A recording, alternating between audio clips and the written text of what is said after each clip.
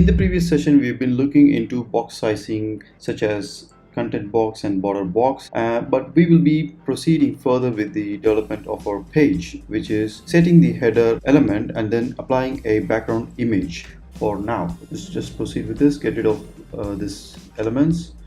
And then always, it's a good practice to wrap your entire HTML page using a main element. Okay, in the HTML5 preferably, there are quite a lot of semantic elements that have been added, such as this one, main, and you got header and section,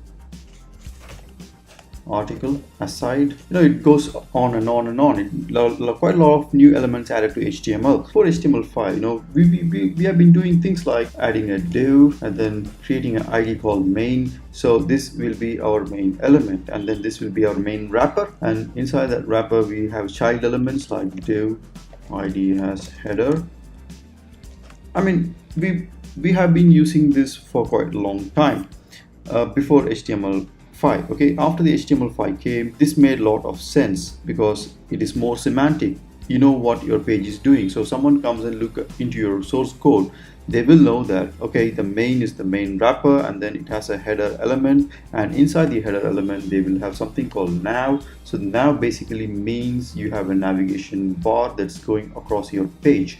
Right, so it makes more sense rather than having your IDs and classes bundled up in an attribute. Now let's get rid of this and start building our page. Right, main, let's just give it as a main as an ID, since I've been used to adding up the ID as an attribute and IDing the each and every element, but it's up to you. You can use this or not, but it's up to us, and based on the complexity of the web page we might need this. Okay, so I just added an ID. We might need this, who knows, but as we go along we may or may not require this, but I'm just keeping it for now. Okay, so and we can name our header as masthead with a class called container. There are two things to note here. Okay, for every element we can attach an ID and class. Okay, ID is unique and you shouldn't use the same name for other elements as other elements, right? And classes can be used. It is not unique and it can be used in many elements. It will basically, when you define a class for a container and you want the same styling to be applied across various containers, you can use it. For example, I'll bring up another element called section.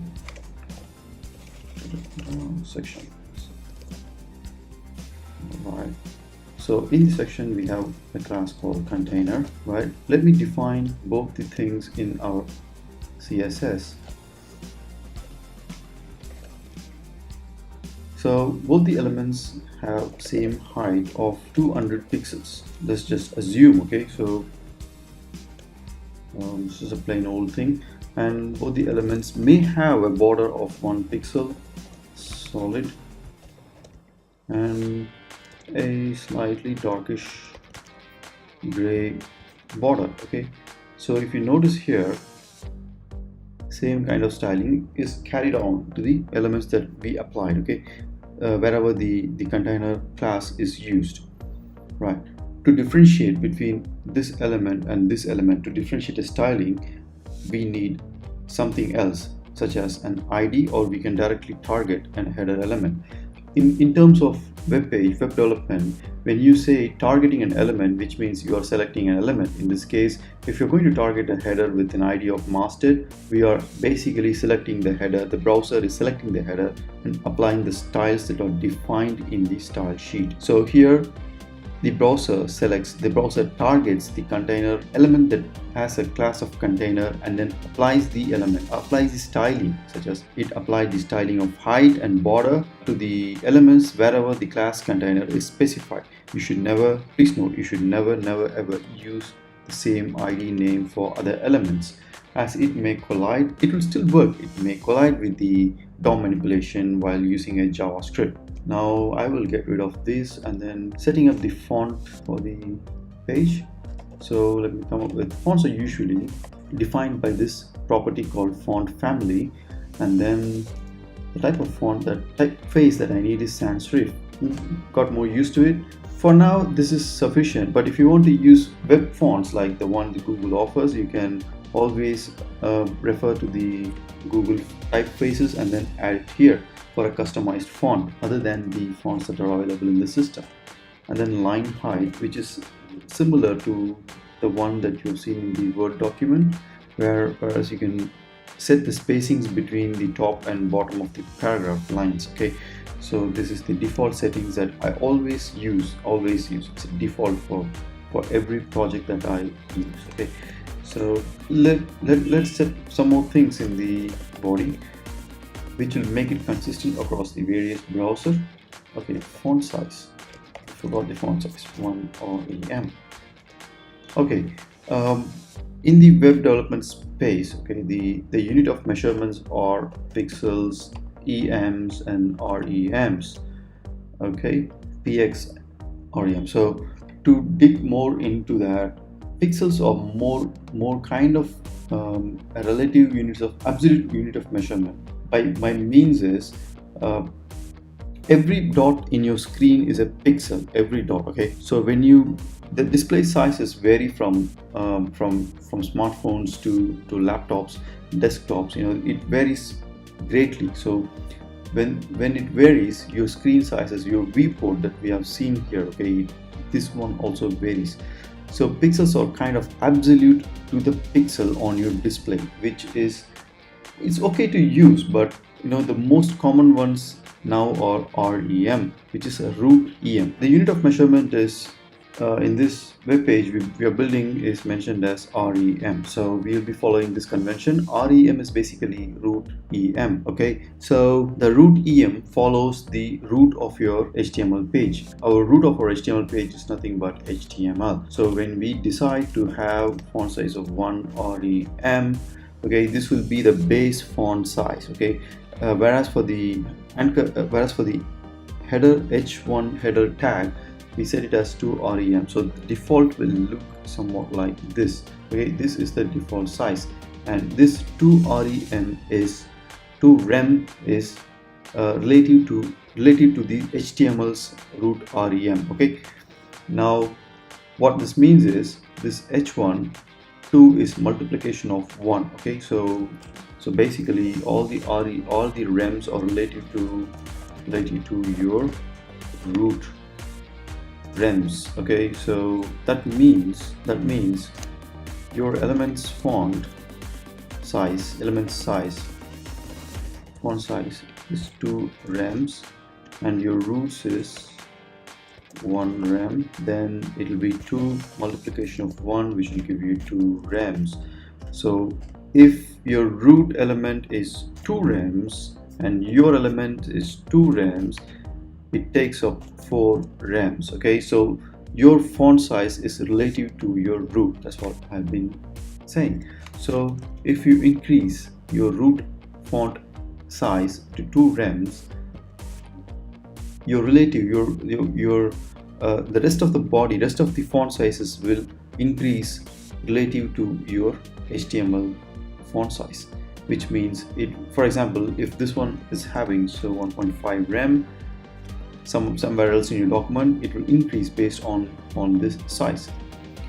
This is more about accessibility and using it in a responsive UI terms, but we will just stick with it for now, and more about this will be coming up later on in this session. So this is just for now. Okay, now the next bit is getting the body color. Okay, let's just set the body color to #212529. I'll just memorize this because I like this color. It's kind of a dark bootstrap color, so I just kept in mind. Text align across the document is left, which means we are saying that, so let's just consider this as an example. We're saying that text alignment is moved to the left hand side of the element. What happens if you put right? Yeah, it just moves to the right hand side. So, and the center goes to the center. That's correct. That's it. So let's just set it to default as left, and then most important thing, background color across all the browsers will be white. Now let me remove this, we don't need this adapter. Okay, so this is by far the most basic reset CSS that we are using, and let's reset furthermore. We can target a side quick caption. We're not going to use it, but just in case.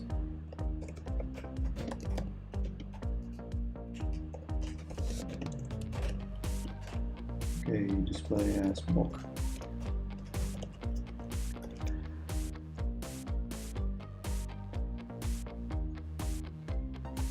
So what we'll do is for these HTML5 elements will be forced to display as block. Okay, there are two separate kinds of elements. One is inline and block. I will go on to this in the later session, but let's not focus on this now. But in the later on in the session, this is the most important thing we will be looking into, and as well as flex. Okay, so let's just do some more resetting. Reset and customize default styling. Okay, so we will do some customization. We need to target the anchor tag. We need to customize the anchor tag, because the default anchor tag is a link that we can create a link to that links to another web page in the internet. So this is a link. So an anchor tag looks like this. It's a link basically. We need to customize this. We don't like this ugly thing, blue link with an underline, which is not good, which is not appealing as well. So to do that, we need to remove the underline using a special property called text decoration in the anchor tag, and set it to none. So this will remove that underline that you have seen. And you can also set the color of your anchor tag. I will set this default dark bootstrap green color. Okay, it will have that nice dark shade around your anchor tag, which is a default setting for our application. And another thing is resetting the UL element. Okay, why are we doing this? It's quite simple. When you in an HTML, we have this got sent elements called UL, unordered list and ordered list. Ordered list is basically, it will give out the numbers in your bullet points. In unordered list, it will just spit out bullet points, rounded bullets. Okay, so we have, let's copy this and then 3, 4 and see how it looks. Okay, so if you look at it, the ULLI element will have a padding as well as a dot, bullet dot right in front of the list item. So we need to reset that as well. List style type none, and once you do that, the bullet list is gone, the circle is gone. You got that ugly thing, I mean a spacing. It's not ugly, but it's a spacing right in front of your list item, unordered list item. So if you just look at the box model, you can clearly see the UL element is surrounded by padding. Okay, the padding is denoted by the green shade. The margin is by that kind of sandal color. It has a margin bottom of 16 pixel by default, and padding as 40 pixel by default. We need to remove that padding left thing, because it should not interrupt our design flow in the later part of the web page. Okay, so we did a reset now, so I think that's pretty much okay, pretty much done. Now let's go ahead and apply styling to our masthead. Alright, so our masthead is an ID, so we will have header hash masthead. Let's set it up to 500 pixels of height, and then a padding top of 30 rem. Remember this relative EM. Okay, so why are we having this? Okay, let's remove this. Now we need to know whether we already have the header of 500 pixel. Yes, we do have the header of 500 pixel, which is highlighted with this blue shade, and then a little bit of padding that we applied. Okay, so it is showing up, so it is working, so we are good to go. Now let's add background. To apply a background image or a color, to apply a color, it's simple, just a shorthand background property called background with a value like this will do the trick. Okay, but instead of color we need something called image. For that you need to call up a special value called special function in the CSS called URL, and in that we just need to call up the assets. So okay, so this is one thing that we need to notice. We are using a double dot which is moving up to the directory and then calling up, because we have our CSS residing in a directory and the file is inside the directory, and we need to move one directory up and then call the assets directory and then the actual file. Now let's just see how it looks. Yes, we have it, but there is a trouble. The image is tiled and we don't need that tiling to look. Okay, so for that we need repeat. There are quite a number of properties available for background, such as setting the x and y. Repeat x only repeats the x-axis, and repeat y only repeats the y coordinates. X is this the horizontal direction, y is the vertical direction. You just don't need to go more into that detail, and just refer up to the MDN and get the details there. So for us, we don't need to repeat them.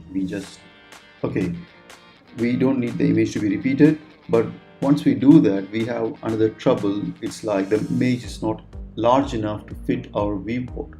The viewport is large, but the image is kind of small. We need to fit this viewport up to fill this gap, so that you won't get this white space appear ugly. Okay, now to do that, we got another property called background size. Now background size takes up two properties, x and y, but as a shorthand we can apply x and y as 100%, and that will fill the background image to the white space that you have seen. So when you resize, it's kind of more responsive, so you will be seeing the images going further, shrinking while you shrink the page as well as, and when you expand it, the image expands proportionally based on your expansion ratio. Now once that's done, we just applied a header background image, technically speaking. So our header is done. Now next bit is we need to apply the branding over here, like we have seen here, branding and the navigation. So that's kind of a big thing in the next session that's coming up. Okay, thank you for watching.